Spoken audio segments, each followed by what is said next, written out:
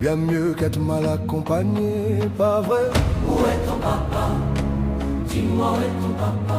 ሰላም ጤና ስጥልን ውድ የቻናላችን ቤተሰቦች እንዴት ናችሁ? ዛሬም እንደተለመደው አንድ መረጃ ይዘንላችሁ ቀርበናል። እንደሚታወቀው ሰሞኑን በዩቲዩብ ቻናሉ ከ48.6 ሚሊዮን በላይ ተከታይ ያለው ታዋቂው አሜሪካዊው ዩቲዩበር አይሾስፒድ ወደ ኢትዮጵያ መምጣቱ ተከትሎ ብዙ አነጋጋሪ ጉዳዮችን ተፈጥሯል። እኛም መራርጠን አይሾስፒድ ያረጋቸውን አስገራሚ ነገሮችን ይዘናል። የ21 ዓመት ወጣት አሜሪካዊ ዩቲዩበር አይሾስፒድ ሙሉ ስሙ ዳረን ዋትኪንስ ጁኒየር ይባላል። በሶሻል ሚዲያ እና ብዙ ሰዎች የሚያውቀው ግን አይሾስፒድ በመባል ነው። በአዲስ አበባ በነበረው ቆይታ የተለያዩ አካባቢዎች በመዘዋወር የጎበኘ ሲሆን በቀጥታ ስርጭቱ ላይ ያስተላለፈውን ጉብኝት የተመልካቾቹ ቁጥር 10 ሚሊዮን በላይ ሆኗል። በታዋቂው ዩቲዩበር አይሾስፒድ በአዲስ አበባ የነበረው አስገራሚ ቆይታ ምን ይመስል እንደነበር ዝርዝር መረጃዎቹን ይዘናል። እስከ ፍጻሜው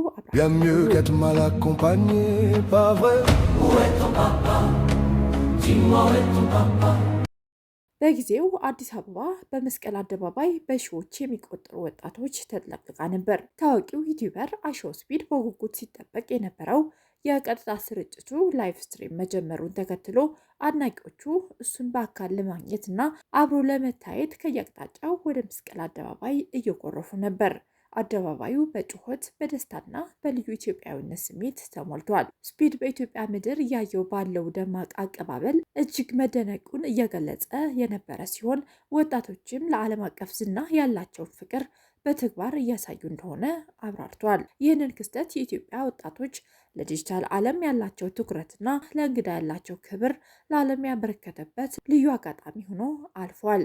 አይሾስፒድ የአዲስ አበባ የቀጥታ ስርጭት ማለትም ላይፍ ስትሪሙ እጅግ አዝናኝ በሆኑ ክስተቶች ታጅቦ የነበረ ሲሆን በአይሾስፒድ ቀጥታ ስርጭት ላይ መጀመሪያ ላይ የተመለከትነው ይህ ክስተት ነበር።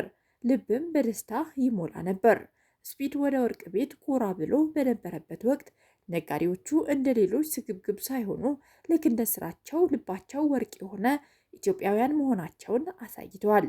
ለእንግዳቸው ክብር ሲሉ ውብ የሆነ የእጅ ጌጥ በስጦታ አበርክተው ስፒድ በደስታና በፈገግታ ተቀብለው ሸኝተውታል። አለፍ ሲል ደግሞ ሌላ ሱቅ ጎራ ቢል አንድ ቲሸርት 6,000 ብር የሸጡለትም እንዳሉ አይዘንጋም። ሆኖም ግን ደግ ያደረገው ነውና ስሙ መጠራት ያለበት የኢትዮጵያውያን ደግነት፣ እንግዳ ተቀባይነትን በተግባር ያሳዩ ቅን ነጋዴዎችን ማመስገን ግዴታ ነው። የኢትዮጵያ ትክክለኛ መልክ ይህ ነው፣ መስጠት፣ ማክበርና በፍቅር መቀበል። እነዚህ ነጋዴዎች ለስፒድ የሰጡትን ጌጥ ብቻ ሳይሆን የኢትዮጵያውያን ንጹህ ፍቅርም ጭምር ነው። ላይቭ ስትሪም ሲቀጥልም ደግሞ ስፒድ የኢትዮጵያውያንን የመንገድ ላይ ህይወትና የስራ ባህል ለመቅመስ ባለው ፍላጎት በመርካቶና በሌሎች አካባቢዎች የምናውቃቸው ጠንካራ የጉልበት ሰራተኞች ስራ ለመስራት ሞክሮ ነበር። ነገር ግን የኢትዮጵያ የስራ ጥንካሬና የሸክም ክብደት ቀላል እንዳልሆነ ስፒድ በተግባር አረጋግጧል። ፍራሾቹ ተሸክሞ ጥቂት እንደሄደ ሚዛኑ መጠበቅ አቅቶት ከነሸክሙ መሬት ላይ ተዘረረ። ይህንን አጋጣሚ ስፒድ እጅግ ያሰነገጠው ሲሆን በዙሪያው የነበሩ ሰዎች ደግሞ በእጅጉ አዝናንቷል። ይህ ክስተት ለስፒድ አዝናኝ ጨዋታ ቢሆንም ለእኛ ግን ወገኖቻችን ምን ያህል ከባድ ስራ እየሰሩ ህይወታቸውን እንደሚመሩና ምን ያህል ጠንካራ እንደሆኑ ለዓለም ያሳየንበት አጋጣሚ ሆኖ አልፏል። People have been making fun of him for doing your things. This guy is free. He's fire. He's got the dog in him, man. Can you give him a chance, bro? He can be international. I believe in him, man. He's the biggest, the greatest, the latest, the illest, the most fire. Yeah! Let's go. I really appreciate you. ሲቀጥል ደግሞ ዝናውን ጥሎ ወንድሙንና ሀገሩን ያስከበረው አዶናይ እናገኛለን። አዶናይ አይሾስፒድ ኢትዮጵያ ሊመጣ ነው ከተባለበት ቀን ጀምሮ ኢትዮጵያዊው ስፒድ ወይም ደግሞ ሳምሶን በራስ መተማመን እንዲኖረው ስልጠና ከመስጠት ጀምሮ በደንብ ሲያበረታታው ነበር። የኢትዮጵያ ስፒድ ከወር በፊት ታሪኩ ሌላ ነበር።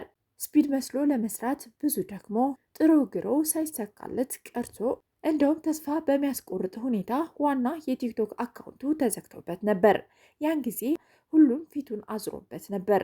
ነገር ግን አዶናይ ይህንን ወጣት አግኝቶ እጁን ያዘው። በአጭር ጊዜ ውስጥ አዶናይ ለሳምሶን ያደረገውን ነገር በቃላት አይገለጽም። ከማበረታታት ጀምሮ ለዓለም አቀፍ እውቅና እስኪበቃ ድረስ ከጎኑ አልተለየም። እውነተኛው ስፒድ በአዲስ አበባ ጎዳናዎች ሲንቀሳቀስ አዶናይ ለራሱ ክብርና ዝና አልተጨነቀም። ይልቁንም 1 ወር ብቻ የቀረው ወጣት ህልሙ እውን እንዲሆን በሰው መሃል እየተገፋ እየተረገጠና ድምፁ እስኪዘጋ ድረስ ሲጮህ ነበር።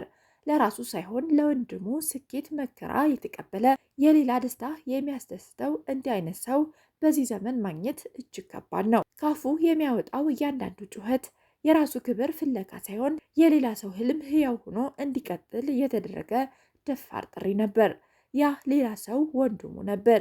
በዚህ ምርጫውም አዶናይ አንድ ትልቅ እውነት ገለጠልን። ታላቅነት የሚለካው ሌሎች እንዲያበሩ በምን ያህል ጀግነህ ረዳህ በሚለው ነው። ሌላው በነፃነት ወደፊት እንዲራመድ እሱ ኋላ ሆኖ ስሜታዊና አካላዊ ሸክሙን ተሸከመ።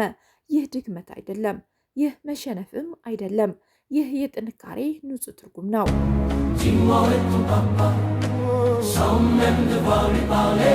ስፒድ አዲስ አበባ ሲደርስ የተደረጉ ነገሮች። የኢትዮጵያ የቱሪዝም ሚኒስትር ሰላማዊት ካሳ አቀባበል አድርገውለታል። ከዛም የአድዋ መታሰቢያ ሙዚየም በባዶ እግሩ ጎብኝቷል።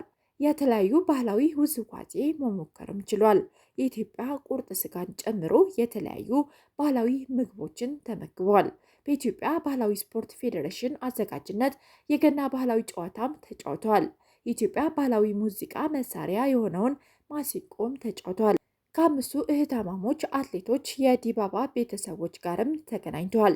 በአዲስ አበባ ከተማ የተሰሩ የኮሪደር ልማትና ፓርኮችም ተዘዋውሮ ተመልክቷል።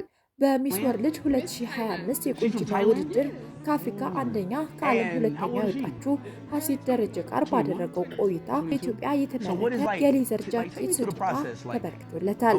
በአዲስ አበባ የተሰሩ የከተማ ማስዋብ ስራዎችን ለዓለም አስተዋውቋል።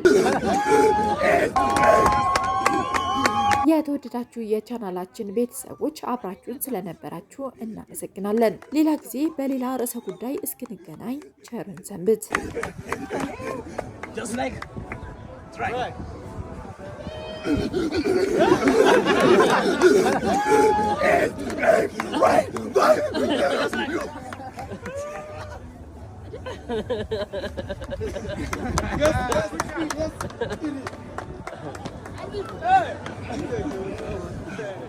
Yeah, I am on Kucha. I'm not listening to anyone. But what?